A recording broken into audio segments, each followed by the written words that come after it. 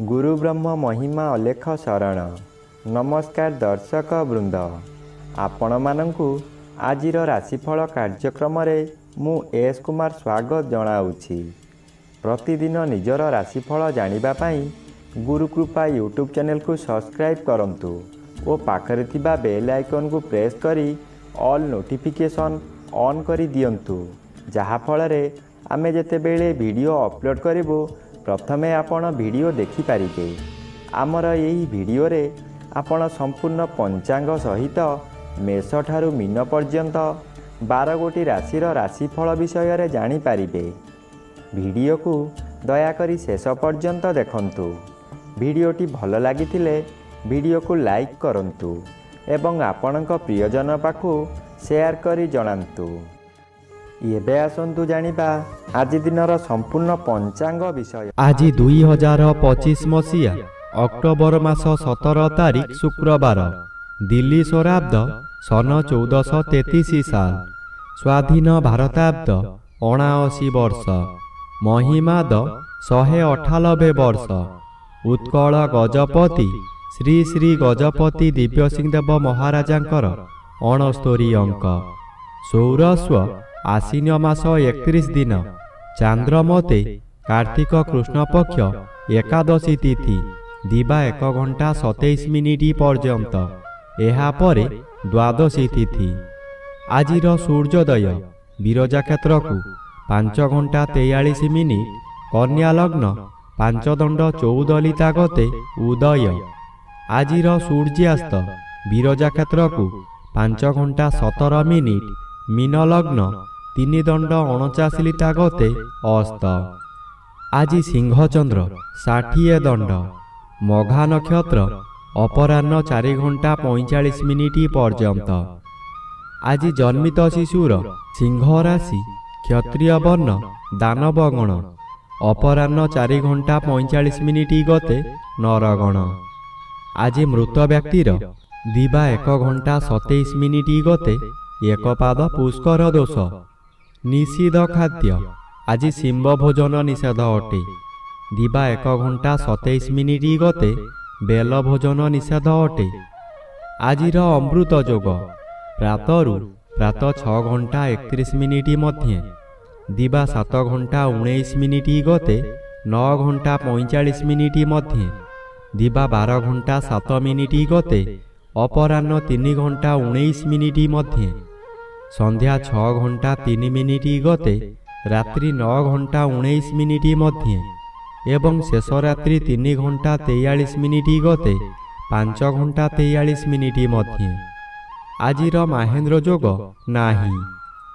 आजिर काल बेला एवं 12 बेला, दिबा 8 घंटा 14 मिनिट गते अपराह्न 3 घंटा 43 मिनिट मध्य। आजिर काल रात्रि रात्रि 9 घंटा 48 मिनिट गते 11 घंटा 42 मिनिट मध्य। आजिर राहु काल पूर्वाह्न 10 घंटा 30 मिनिट ठारू मध्याह्न 12 घंटा मध्य। आज कर्कट राशि और मकर राशिर घात चंद्र, अपराह्न 4 घंटा 45 मिनिट मध्य मेष राशिर घात नक्षत्र, दिबा 1 घंटा 27 मिनिट गते तुला राशि और मकर राशिर घात तिथि।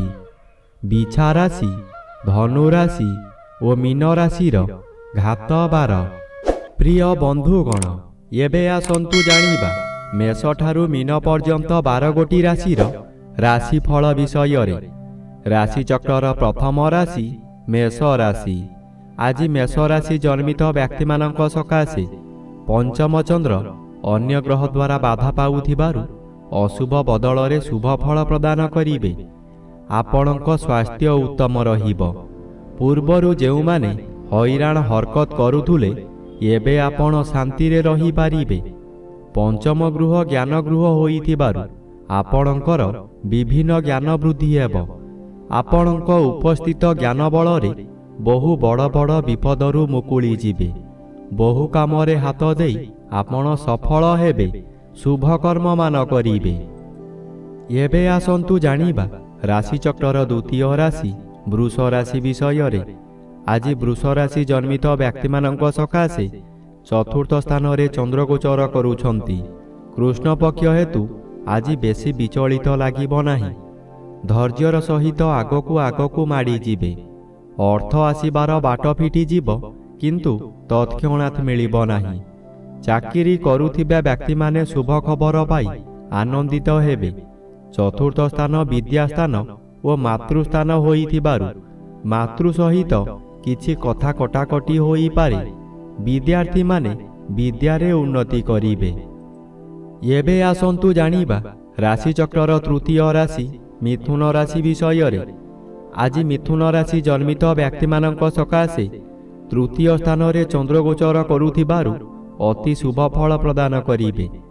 ଆପଣଙ୍କର ଏହି ସମୟରେ ବହୁ ଚେଷ୍ଟା କରି ବାରମ୍ବାର ବିଫଳ ହେଉଥିବା କାର୍ଯ୍ୟ ହଠାତ୍ ଆପଣଙ୍କ ସପକ୍ଷରେ ଯିବ। ବହୁ ଅର୍ଥର ମାଲିକ ଆପଣ ହୋଇପାରନ୍ତି। ପୂର୍ବରୁ ଖରାପ ଥିବା ସ୍ୱାସ୍ଥ୍ୟ ଏହି ସମୟରେ ମନର ବଳ ବୃଦ୍ଧି ପାଇଥିବାରୁ ସ୍ୱାସ୍ଥ୍ୟ ଉତ୍ତମ ରହିବ। ବନ୍ଧୁବାନ୍ଧବ ଆପଣଙ୍କର ପ୍ରଶଂସାଗାନ କରିବେ। ଉପରିସ୍ଥ ଅଫିସର ଆପଣଙ୍କ କାର୍ଯ୍ୟ ଦେଖି ପୁରସ୍କୃତ କରିପାରନ୍ତି। ଏବେ ଆସନ୍ତୁ ଜାଣିବା ରାଶିଚକ୍ରର ଚତୁର୍ଥ ରାଶି କର୍କଟ ରାଶି ବିଷୟରେ। ଆଜି କର୍କଟ ରାଶି ଜନ୍ମିତ ବ୍ୟକ୍ତିମାନଙ୍କ ସକାଶେ ଘାତଚନ୍ଦ୍ର ଭୋଗ ହେଉଥିବାରୁ ବହୁ ଅସୁବିଧାମାନ ଦେଖାଦେବ। ଯାନବାହନ ଦୁର୍ଘଟଣାକୁ ଏଡ଼ାଇ ଦେଇ ହେବ ନାହିଁ। ରାସ୍ତାରେ ଯିବା ସମୟରେ ସତର୍କତା ଅବଲମ୍ବନ କରନ୍ତୁ। ଆଜି ପ୍ରତ୍ୟେକ ସ୍ଥାନରେ ଆପଣଙ୍କର ସମ୍ମାନ ହାନି ହେବ। କଳହ ସାମାନ୍ୟ କଥାରୁ ହେବ। ପରିବାରରେ ଅଶାନ୍ତି ଦେଖାଦେବ। କାହାରି ମନ କାହାରିକୁ ପାଇବ ନାହିଁ। ଆରୋପ ପ୍ରତ୍ୟାରୋପ ଲାଗି ରହିବ। ସନ୍ତାନମାନଙ୍କର ସ୍ୱାସ୍ଥ୍ୟ ପୀଡ଼ା ହେବ। ବିଶେଷ କରି ଚକ୍ଷୁକର୍ଣ୍ଣ ପୀଡ଼ା ହେବ। ଏବେ ଆସନ୍ତୁ ଜାଣିବା ରାଶିଚକ୍ରର ପଞ୍ଚମ ରାଶି ସିଂହ ରାଶି ବିଷୟରେ। ଆଜି ସିଂହ ରାଶି ଜନ୍ମିତ ବ୍ୟକ୍ତିମାନଙ୍କ ସକାଶେ ଶ୍ରୀଚନ୍ଦ୍ର ଗୋଚର କରୁଛନ୍ତି। କିଛି ଶୁଭ ଫଳ ମିଳିବ। ଏହି ସମୟରେ ଗୃହରେ କିଛି ମାଙ୍ଗଳିକ କାର୍ଯ୍ୟ ହୋଇପାରେ। ଖୁବ୍ ଧୁମଧାମରେ ଆନନ୍ଦ ଉତ୍ସବ ପାଳିବେ। ନିଜ ପାଖରେ ଅର୍ଥ ଥାଉ କି ନ ଥାଉ ସ୍ୱାଦିଷ୍ଟ ଭୋଜନ କରି ନିଜେ ଭୋଜନ କରିବା ସହିତ ପରିବାର ଲୋକଙ୍କୁ ଖୁଆଇ ଆନନ୍ଦ ଅନୁଭବ କରିବେ। ଆଜି ଦିନରେ କଦାପି ନୂତନ ଗୃହ ଆରମ୍ଭ କରନ୍ତୁ ନାହିଁ। ଗୃହ ଆରମ୍ଭ କଲେ ତାହା ଅଧାରୁ ବନ୍ଦ ହୋଇପାରେ କିମ୍ବା କୌଣସି ଅଘଟଣ ଘଟିପାରେ। ଏବେ ଆସନ୍ତୁ ଜାଣିବା ରାଶିଚକ୍ରର ଷଷ୍ଠ ରାଶି କନ୍ୟା ରାଶି ବିଷୟରେ। ଆଜି କନ୍ୟା ରାଶି ଜନ୍ମିତ ବ୍ୟକ୍ତିମାନଙ୍କ ସକାଶେ ଦ୍ୱାଦଶ ସ୍ଥାନରେ ଚନ୍ଦ୍ରଗୋଚର କରୁଛନ୍ତି। କୃଷ୍ଣ ପକ୍ଷ ହେତୁ ଶୁଭ ଫଳ ପ୍ରଦାନ କରିବେ। କୌଣସି ଦୂର ସ୍ଥାନକୁ ଯାତ୍ରା କରିବାର ଥିଲେ ନିର୍ଭୟରେ ଯାତ୍ରା କରନ୍ତୁ। ଫଳପ୍ରଦ ନିଶ୍ଚୟ ହେବ। ଆଜି ସମୟରେ ପ୍ରାୟତଃ ପଦଯାତ୍ରା ଆପଣଙ୍କ ପକ୍ଷେ ଶୁଭଙ୍କର ହେବ। ଆୟ ପରିମାଣରେ କିଛି ଉନ୍ନତି ଆସିବ। ବ୍ୟବସାୟରେ ସଂଯତ ରହିଲେ ଓ ମିଠା କଥାମାନ କହିଲେ ଭଲ ଆୟ ହେବା ସହିତ ଗରାଖ ସହିତ ଭବିଷ୍ୟତ ସକାଶେ ବ୍ୟବସାୟ ଭଲ ହେବ। ଏବେ ଆସନ୍ତୁ ଜାଣିବା ରାଶିଚକ୍ରର ସପ୍ତମ ରାଶି ତୁଳା ରାଶି ବିଷୟରେ। ଆଜି ତୁଳା ରାଶି ଜନ୍ମିତ ବ୍ୟକ୍ତିମାନଙ୍କ ସକାଶେ ଏକାଦଶ ସ୍ଥାନରେ ଚନ୍ଦ୍ରଗୋଚର କରୁଥିବାରୁ ଆପଣଙ୍କୁ ରାଜଯୋଗ ଫଳ ମିଳିବ। ଆପଣ ବହୁ ଦିନରୁ ଯେଉଁ କାର୍ଯ୍ୟ ସକାଶେ ଅପେକ୍ଷା କରିଥିଲେ ତାହା ଏହି ସମୟରେ ନିଶ୍ଚୟ ପୂରଣ ହେବ। କୌଣସି ଅଫିସରଙ୍କ ସାକ୍ଷାତ ପାଉନଥିଲେ, ଏବେ ତାଙ୍କ ସହିତ ସାକ୍ଷାତ ହେବ। ତାଙ୍କ ସହଯୋଗରେ ଆପଣ ବହୁ ନୂତନ କାମ ପାଇ ଉପକୃତ ହେବେ। ଆଜି ଆପଣ ନୂତନ ଅଳଙ୍କାର ବ୍ୟବହାର କରିବେ। ପରିବାର ଆପଣଙ୍କୁ ସପୋର୍ଟ କରିବ। ଏବେ ଆସନ୍ତୁ ଜାଣିବା ରାଶିଚକ୍ରର ଅଷ୍ଟମ ରାଶି ବିଛା ରାଶି ବିଷୟରେ। ଆଜି ବିଛା ରାଶି ଜନ୍ମିତ ବ୍ୟକ୍ତିମାନଙ୍କ ସକାଶେ ଦଶମ ସ୍ଥାନରେ ଚନ୍ଦ୍ରଗୋଚର କରୁଛନ୍ତି। ଶୁଭ ଫଳ ପ୍ରଦାନ କରିବେ। ଆପଣଙ୍କ କର୍ମକ୍ଷେତ୍ରରେ ଉଚ୍ଚତର ପାହ୍ୟାକୁ ଉନ୍ନୀତ ହେବେ। ଏହି ସମୟରେ ନୂତନ କର୍ମ ମଧ୍ୟ ମିଳିବ।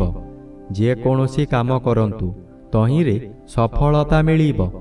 ଉପରିସ୍ଥ ଅଫିସରଙ୍କ ଠାରୁ ପ୍ରଶଂସାମାନ ମିଳିବ। ପ୍ରତିଷ୍ଠା ଲାଭ କରିବେ। ଆପଣଙ୍କ କାର୍ଯ୍ୟ ଦେଖି ସାଥୀ କର୍ମଚାରୀମାନେ ଆପଣଙ୍କୁ ଅନୁକରଣ କରିବେ ଓ ଓ ସଫଳତାର ସୂତ୍ର ଶିକ୍ଷା କରିବେ।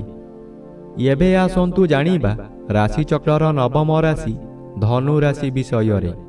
ଆଜି ଧନୁ ରାଶି ଜନ୍ମିତ ବ୍ୟକ୍ତିମାନଙ୍କ ସକାଶେ ନବମ ଚନ୍ଦ୍ର ଅନ୍ୟ ଗ୍ରହ ଦ୍ୱାରା ବାଧାପ୍ରାପ୍ତ ଅଛନ୍ତି। ଅଶୁଭ ବଦଳରେ ଶୁଭ ଫଳ ପ୍ରଦାନ କରିବେ। ଆପଣ ଯେଉଁ କାର୍ଯ୍ୟ କରିବାକୁ ଚାହିଁବେ ତହିଁରେ ସଫଳତା ମିଳିବ। ବିଶେଷ କରି ଏହି ସମୟରେ ଜନମଙ୍ଗଳ କାର୍ଯ୍ୟକ୍ରମରେ ଯୋଗ ଦେଇପାରନ୍ତି। ଜନହିତକର କାର୍ଯ୍ୟ କରି ଉଚ୍ଚ ପ୍ରଶଂସା ପାଇବେ। ଚତୁର୍ଦିଗରୁ ସମ୍ମାନ ମିଳିବ। ଖୁସିରେ ଦିନ କାଟିବେ। ଏହି ସମୟରେ ଭାଗ୍ୟରେ ପରିବର୍ତ୍ତନ ହୋଇଯିବ। ଏବେ ଆସନ୍ତୁ ଜାଣିବା ରାଶିଚକ୍ରର ଦଶମ ରାଶି ମକର ରାଶି ବିଷୟରେ।